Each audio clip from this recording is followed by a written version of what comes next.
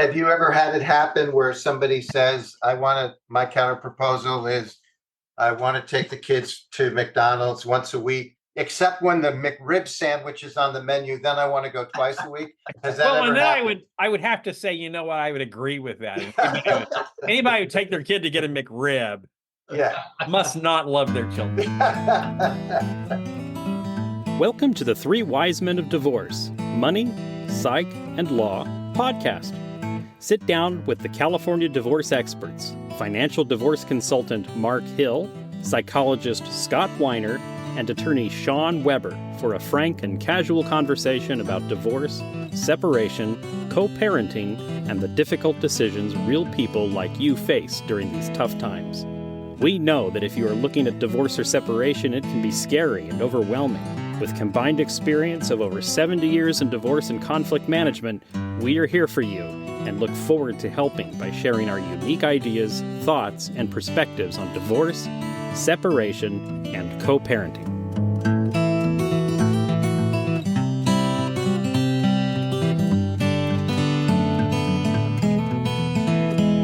So, guys, I think that in the course of our work, we're seeing people certainly at the start of a process or even throughout a process for that matter, we're encountering people who are often experiencing more emotional reactivity. Things are more fraught between them. There's a lot of uncertainty. And that really raises, I think, the potential or increases the potential miscommunication. So one of the things I wondered about is if we might talk about the kinds of patterns of miscommunication that we encounter in our work, and what do we do about that? How do we help people to minimize the potential for miscommunication and to communicate more effectively with each other? I think you're right, Peter. We see this all the time. Marriages end because trust is broken down at some level. And the lack of trust can increase that miscommunication because people start thinking about, well, what's her motive by saying that? What's behind that? Mm-hmm. And so it makes people more cautious and more likely to, as you say, be suspicious and reactive is the way I would describe it. Why is he saying that? What's he? I don't trust him. He had an affair. I can't trust him on any level because he had an affair. So if he's saying this about the children, what's behind it? Mm-hmm. What's he not saying? I think that's true. I mean, I think people have a tendency when they're triggered to hear what they don't want to hear. You hear a lot of people say, well, he only hears what he wants to hear. I think a lot of times in our work, when people are really triggered and feeling negative or feeling on guard with each other, they hear what they don't want to hear. So almost like reflexively assuming the worst. Right. And I think, what assume makes out of you and me, right? Mm-hmm. So assumption is kind of the enemy of understanding in many ways. There's the case I had where a guy said he wants to be a 50-50 dad. And my brain and the wife's brain was immediately going to, well, he wants 50-50 timeshare. He wanted, like a 2-2-5-5 schedule or something like that, where it's, on a calendar, it's very clear that you have 50% of the time. But luckily, I drilled down a little bit and asked him, well, what does he mean by that? What does that look like to him? What kind of schedule would he like to have? And he said, well, every other weekend and, maybe, on my off weeks, I'll have a midweek dinner with the kids. And I'm doing the math in my head and I'm thinking, well, that's about 30%, 35%. I said, well, that's not 50-50. So I spoke to him some more. Well, what about that is a 50-50 plan to you? Because from my chair, that doesn't look like 50-50. And he says, oh, well, I have to work. I can't, I'm working. I'm contributing to the rearing of the children by providing more of the income. And I just, what I mean is I want it to be clear that I'm just as important as mom is. And so 50-50 for him was not time as much as it was value. And mom, when she heard that, she was on board with it. She's like, okay, yeah, we can make that work. Because it alleviated that fear, that assumption she had that he was going to push for a 50-50 schedule, which she didn't think was tenable given his work time commitments. So for that particular couple, the assumption got in the way. But once we kind of dove down, and I didn't give up, if I would just kind of stopped and didn't scratch deeper, we would have been working with an assumption that was false. I think. Go ahead. I'm sorry. Go ahead. No, you go ahead. Go ahead. No, I was thinking about how, in some ways, I think the role that the two of you play in your processes has an aspect of it that's more challenging than the way I work in this regard. The two of you are working, well, Shawn, when you're doing mediation, Mark, in your role as a financial professional, and certainly when you're doing mediation as well, you're there as true neutrals.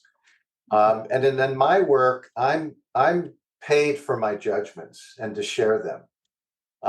And what I'm struck by is I think the challenges that it takes to be neutral in a process where you may hear both sides of a story or two views of a situation, and one of those views might sound more correct or more right to you or more appropriate or healthier, and you can't take that position. You've got to try to facilitate their communicating about their respective viewpoints in an effective way. So I'm curious for the two of you, what kinds of tools do you use in your work to help clients communicate more effectively and to help you maintain that neutral position that you have to be in? I kind of do what Shawn does, but perhaps in not quite as structured or disciplined a way. I just sort of ask questions. And I will even go to the point where I say, well, yes, ma'am, you could keep the house and you could give up all of the retirement and you could get the buyout of the spousal support to cash him out totally and you would own the house. But I'd be really worried about where you might be 3 or 5 years down the road. Mm-hmm. Would you like to explore that? Would that be helpful to you? So I'm neutral in the regard that I'm not saying, God, that's a stupid idea. You're going to be broke, lady. You're going to be tearing up floorboards to stay warm in the winter. I'm just raising a concern and asking deeper questions so that the person can examine their position a little more. What's the word? A little more sort of objectively, because these are often coming from very subjective, emotional. I must have the house. Everything around me is falling to pieces. The marriage is gone. I don't know where the kids are going to be. The house I decorated, I raised the kids there. It's the only stable thing in my life. I must have it. And I see that emotion. And it's not just around the house, it's around other things too. If I don't get the condo up in the mountains, my family's going to kill me. So I must have that, Yeah, I do think the concept of asking questions, I'm a lawyer, so I went to law school and we're taught with the Socratic method, which is the concept of you ask questions, followed by a question, followed by a question, so that as the person is giving their answers, you're kind of leading them down the primrose path where they realize the fallacy of their position. It's a powerful way to reality test without taking a position on it. So somebody comes up with something like, well, we're going to split the kids up and I'm going to live in England and with one child and the other person's going to live in the United States with the other child, like the Parent Trap. And I might say, well, haven't you seen that movie, The Parent Trap? And why would you do that? And what's wrong with you? And, I would just ask questions like, okay, so how is that going to look? Okay, so one's going to be in one country and the other's going to be in the other country. And when are you going to see the other child? And when is that child going? Okay, so the children are going to switch occasionally when they have their vacations. So then you'll have the child that's with dad while you have while he has your child, the child that's with you. When are those two children going to see each other? And then they're like, oh. Right, yeah. Oh, that's kind of a problem, isn't it? How's that going to work? When are they going to see each other? How are they going to grow up and know each other, know their siblings? I could have said, one of the most important relationships a person has in their entire life is their sibling, and you're depriving your children of that, and how dare you? I could have done that. Yeah, and you know the damage you're going to cause. What's wrong with you? But instead it was more of, well, just asking the question so they get to the logical outcome. And you just keep asking question upon question upon question until you get them to a place where they can, or maybe you ask question upon question, they've got all the answers and it actually does make sense. I've had that happen. Not being a lawyer and not having been taught the Socratic method, I use what I call the Columbo approach. Yes, exactly. Just one more thing. Which is basically help me understand this. I mean, scratch my head a little bit. Yeah, really, I'm having trouble here. Help me out. I'm not quite following. We've all been trained since we were little children to be helpful and help people. I usually come back. Well, okay, just one more thing. I if I think I understand it, I ask one more question.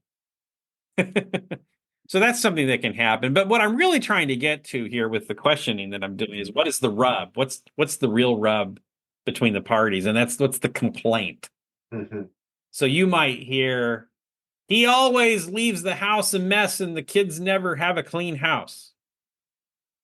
And what is it that there's your first problem, ever and never and always. Right, words like never, right? Yeah. That always is a clue to me that people are reacting emotionally. But, so there's a complaint there. So what is the complaint? Well, he's a slob, right? Well, what is it that you want? So I'll ask them, well, so, I'll do what we call the reframe, which is a technique that's very important to mediators. So basically what you're doing is you're restating the complaint so it sounds more like a proposal. Okay? So it sounds like what you want is for the house to be more organized and more clean for the kids. So cleanliness is important to you. Yes, you finally understand me. And so then we can work on a proposal there. So what's a proposal that you would like to make so that you can solve this problem that is upsetting to you? Well, I'd like him every night with the kids to do the dishes before he goes to bed. It could be something like that. And then we can see, is that something he's willing to accept or not? And it could be any issue. But have you noticed the complaint isn't always the issue? Like the issue is not the issue sometimes. There's something underneath it. I think that's actually pretty common.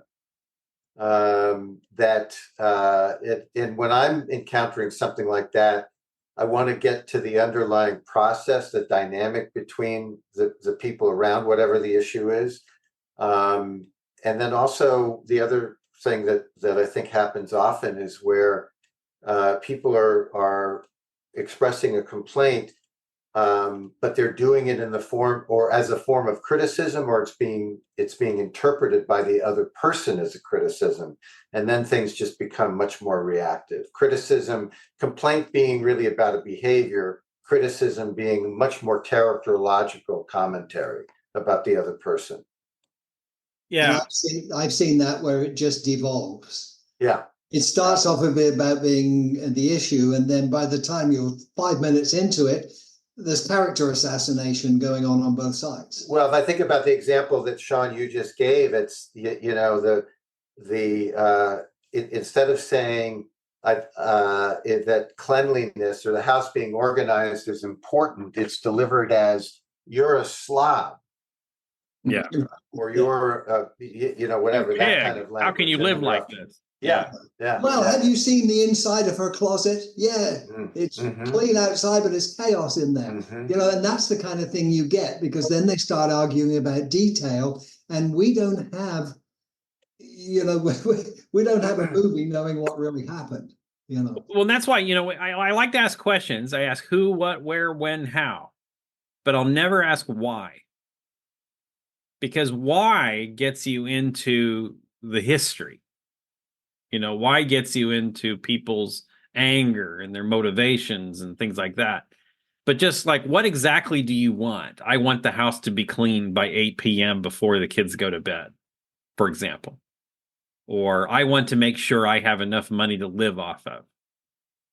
Okay, so how are we going to do that? What is going to happen to make that happen? When is it going to happen? Who is going to make the payment? Where is the payment going to be made? But I'm never going to ask, well, why do you want that? Well, because he never took care of me and I'm going to start, I'm afraid. And it could go on and on and on.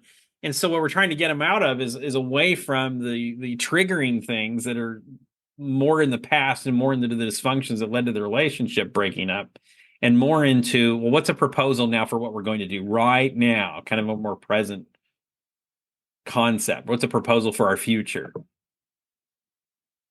As opposed to, this is my complaint about the past. Where I think a why question is important, but it can be delivered in a different way, just in terms of the semantics of it, is that I always want to know why something is important to someone. I was thinking exactly to them? the same. What does it represent to them? Yeah. Yeah, and so I might ask this question: what problem are you trying to solve for with that proposal? Or what about this is important to you? But I find that I get in trouble with why, especially if it's a higher conflict couple.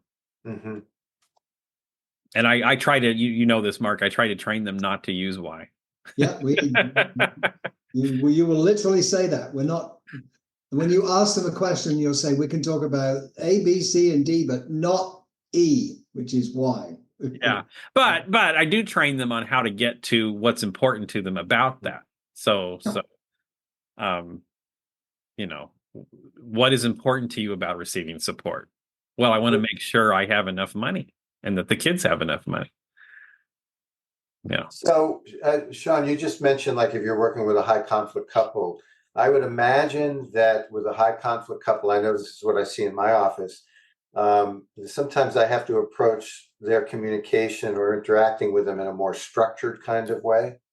And so do you have, specific structure, if you will, for how you try to approach a dynamic between clients where they're missing each other, they're miscommunicating or misinterpreting or whatever? I do. So, and, I kind of have it spelled out for myself so I can keep track of it, but in real practice, it's a lot more fluid than the way I said it here. But there's steps to this. So maybe you have a situation where there's a miss, they're not hearing each other, and so there's a complaint going on, and so you'll clarify the complaint with the listener, the person that's hearing the complaint. Maybe she said or he said, she always gives the kids McDonald's and the kids need to eat more healthy, and I just can't stand that there's McDonald's happening. And so you might ask the listener, well, what did you hear? And then her response might be something like, he thinks I'm a horrible parent. Right. Yeah. And then I might turn to the speaker. Or worse than that, he's suggesting that I don't care for my children. Yeah, I don't care enough for my children, and that To feed I'm going them to feed them garbage, right? So I'll ask the speaker, well, was that what you meant? I'll ask clarifying questions, and oftentimes that's not what he meant. I didn't mean that she's a horror. I think she's a good parent. I just don't like the McDonald's. So I go back to the listener again. Okay, well, what did you hear now? How is this different from what you heard before? Oh, well, it sounds like he's really worried about them getting too much McDonald's. Or I might have to facilitate that a little bit. And I'll reframe, like I mentioned before, for the speaker. It sounds like healthy food choices is what you would like to see. You would like to see something around healthy food choices, some kind of a neutral statement that's not pointing the finger at her. It sounds like you want her to finally feed the kids healthy food. That wouldn't be a neutral way to say it. But what I might say is, it sounds like it's important to you that the kids have healthy food choices. He would probably say, stop poisoning the children. Right. So then I'll turn to the speaker again. All right, did she hear you this time? Is that what you meant? And if it's yes, then I try to find out where the proposal and the complaint is, because I always say proposal or a complaint is a proposal in disguise. A complaint is a comment about an unsatisfactory situation that you'd like to change, and the proposal is how you change the situation so that it's better. And if they still don't get it, then I go back and I still do the back and forth to try to have them kind of restate it and reframe it in ways that each of them can understand. You're almost playing the role of a translator then when you're a mediator. you know? And so then when you're going on to proposals, you know, I encourage my parties to make their own proposals. You know, one party makes a proposal. I would like us to only do McDonald's on special occasions, maybe once a month. That could be a proposal. And the other party can ask questions about that proposal. And I'll say who, what, where, when, how, never, why, depending on the couple. Like if they're high conflict, I'll steer them away from why. I can ask questions about it. And then we make sure we understand the proposal. And then there's only so many answers the listener can make once they've received a proposal. It could be, you know, yes, I agree with that. And then we write it up. Or it could be, no, I don't agree with that, but here's my counter proposal. How about I can take him to McDonald's once a week? You know, and then that's a new proposal. I have to go back through the process again. Now there's a new listener. I got to go back to the new listener and say, okay, do you have any questions about that proposal? Do you agree with that proposal? Okay, so there's a counter proposal. And I always say, just because you get a no on a proposal doesn't mean that it stops there. The person that says no has a responsibility to make a counter proposal. Have you ever had it happen where somebody says, my counter proposal is, I want to take the kids to McDonald's once a week, except when the McRib sandwich is on the menu, then I want to go twice a week. Has that Well, ever and then happened? I would have to say, you know what, I would agree with that. Anybody who would take their kid to get a McRib Yeah. must not love their children. You know, I'm contemplating making a terrorist-off warning to Child Protective Services. No, but you get the point. I do try to keep my own personal stuff out of it, though. You know, you know what, Shawn? It seems, I appreciate the way you're saying it, that, you know, complaint is a proposal in disguise. And to me, what that connects with is generally speaking, it's so much easier for people to say what they don't want. That's the complaint versus being able to say what they do want, which is the proposal. Yeah. Right. But it gets their minds focusing the right way. Yeah. So our friend, I'm sorry, Mark, go ahead. Well, I was going to say one thing that I found, remember, I'm a financial guy, so I'm always dealing with the numbers. And there's a lot of fear around the money in a divorce because everyone knows, you know, they've had friends that have gone through it whose financial situation is not as good as it was. So there's a lot of fear around it. So one of the things I will often do is I will reduce it back to the numbers. I'll quantify it. Okay, you're really worried about this. Let's see how much we're talking about here, you know, and I'll put a number on it. And sometimes it's easy to say, you know, guys, we can carry on down this road. But in your case, this number is fairly small. And often it will diffuse it based around that. But the fear was it was going to be huge and have an impact. But if you can quantify it and bring it back to an objective reality that nobody can really have an opinion about, it often helps. Well, and that's where the clarifying questions can be so helpful, is because when you eliminate the assumptions that people are making based on what's triggering them, you know, then they might see that they agree more than they realize. Yeah. You know, there's more commonality here than they thought there was, but because they've been spending so much energy and time being angry with each other or afraid of what the other one's going to do to them, they've been in this constant fight or flight syndrome where they're not really thinking clearly and they hear what they don't want to hear. And I believe that some people come, especially the higher conflict people, come into mediation with the expectation the mediator is going to validate their position.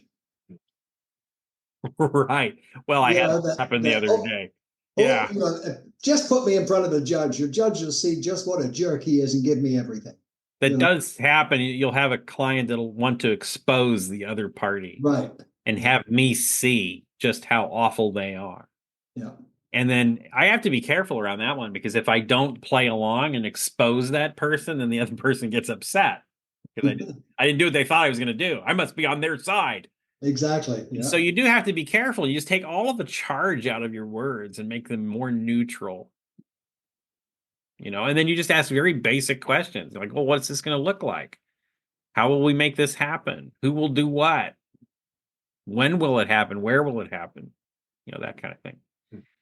And something I didn't mention, I failed to bring up with the proposal process. So I said there's the acceptance, that could be a response, or there could be, I don't like it, but here's my counter proposal. A third response could be, you know what, I need some time to think about this. And we'll give them that time. We're just going to probably put timelines on it. That we're like, okay, well, how long do you need to think about this? What do you need to do to get your answer? Who do you need to talk to? So we can set them up for success so that when they come to the next meeting, they're ready to give an answer or a counter proposal. Like either a yes or no, I don't like that, but I'll do this. But I do think one of the things that we mediators have to do is to be very tenacious in the proposal process. Just because we get a no doesn't mean it's over. We keep going until they're running out of the room. Well, and we have an agreement. That raises the point, Shawn, that sometimes they do get stuck. Yeah. And so that's when I think it's okay for me to step in and say, would you be interested in having me share how I've seen other couples address this issue? Yeah. I mean, it's not me telling them what to do. It's, hey, these are things I've seen. Does any of these appeal to you? It's always my favorite outcome when the parties come up with their own solutions, but I have those cases where you have to give the mediator's proposal. But that's usually the last thing. Yeah. I think what also happens, and we've touched on this before, where the clients get stuck.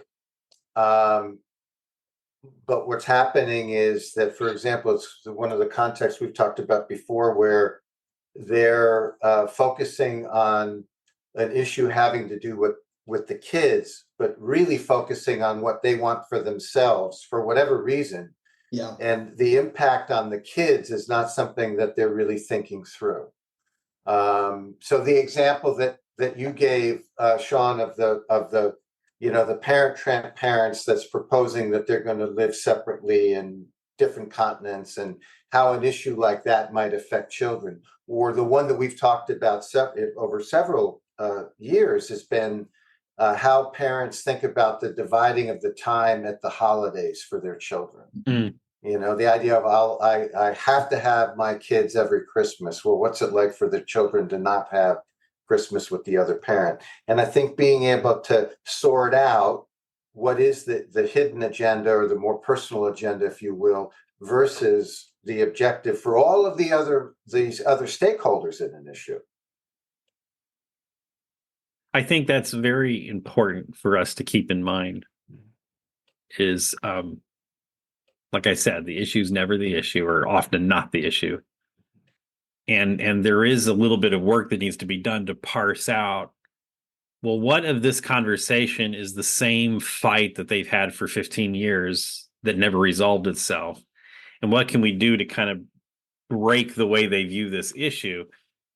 And just by using different words that are more neutral and have less charge to them, it can sometimes help kind of, you get them past the anger that they have over the particular, what this discussion reminds them of that went badly in their marriage, to, okay, we really do have to have a solution here.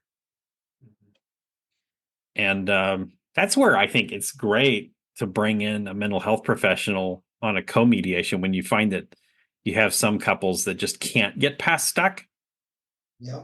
And it can help to have a mental health professional come in and just kind of help calm that down. Like I had a case one time it was a collaborative case where we had 2 attorneys and 2 coaches and a financial specialist. And one of the coaches, it was actually the husband's coach, was talking to the wife. It was like cross table talk, which happens a lot in collaborative practice. And the wife could not land on an amount of alimony that she believed was appropriate for her to receive. No number seemed satisfactory to her. And the coach for the husband kind of figured out what was going on. And he's talking to her and he's like, you gave a lot to this marriage, didn't you? I'm paraphrasing, but it sounds to me like the reason that a number is difficult is because when you talk about an amount of alimony, it's like, this is what your worth is. And maybe there is no number that can really address what your value as a human being in the relationship was and how devalued you might have felt during the marriage. And then, of course, the flood works with her, and she opened up, and then we were able to get to a number because somebody had gotten her in the room, and it happened to be husband's coach, who was the one of the mental health professionals on the cage, was able to see that and break through that and communicate that to her, and there was an exchange and an understanding where she was able to let go of something that was blocking her from finishing. And so, like, okay, yes, we have to come up with a number for support, and it's not about what your worth as a human is. It's about what the law says. What is it that's going to give you the runway you need to be okay after the divorce? I had exactly the same situation on a case I alluded to earlier, which was the lady who had to have the condo in Big Bear. She had to have it. And basically, it was because of the family, but it didn't come out until one of the coaches drew it out of her that the family would kill her if she didn't get the condo up there. Okay. But she couldn't bring that to the table on her own. Hard for her to say it. Yeah. Yeah. So, yeah, I mean, people are fun. People are interesting. There's always different points of view that come forward. There's a lot of emotionality around what we do. For folks that are out there just trying to get an idea, well, how do I approach my mediation? One way to approach it is to think of it as a business decision. We have to come up with an agreement, and we know that there was a long story that got you into this room. But we have to, at the end of the day, we need to be able to figure out a resolution so that you can move forward with your life. Sometimes they don't want to move forward with their lives. That is true sometimes. Yeah. Well, we've done it again, gentlemen. For sure. Indeed. For sure. So, Pete, if someone needs to work with you on a divorce case because you're a mental health professional and very good with emotional needs, what would they need to do? The best way to learn about me and my work is to go to my website, peterroussos.com. That's peterroussos.com, and you can email me there from my contact me page. Okay. And Mark, if they have a need for some financial analysis in their divorce, what would they do? Go to my website. Pacific Divorce Management is the company. The website is pacdivorce.com. And for we have a contact form on there and our phone numbers. And for divorce mediation services or for any dispute that you have, go to WeberDisputeResolution.com, and we will match you with a professional mediator to help you resolve your dispute. Again, that's WeberDisputeResolution.com. Weber like the grill, dispute like we had a fight, and resolution like we solved it.com. Okay, well, very good conversation. I enjoyed it. Yes, thank you guys very much. All right. Take care. See you too. Thanks. Bye-bye.